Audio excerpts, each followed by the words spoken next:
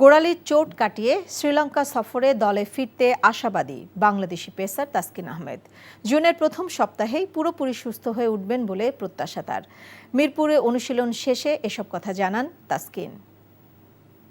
Particular date বলাটা difficult কোনো injury হইলে, কারণ যখন রিহ্যাবিলিটেশন যায় সামটাইমস সোরনেস উপরে যায় নিচে যায়, বা তো এই প্রোগ্রাম ওয়াইজ যখন যাব যদি সব স্মুথলি যায় তাহলে জুন থেকে শ্রীলঙ্কা সিরিজ থেকে খেলতে আশাবাদী।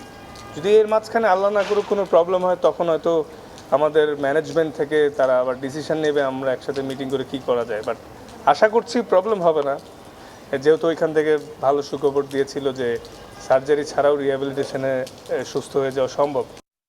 বান্ডেল থাকলে প্রতি সেনমানিতে টাকা বাঁচবে। বিকাশ সেনমানি বান্ডেল কিনে জিতুন প্রতি লেনদেনে।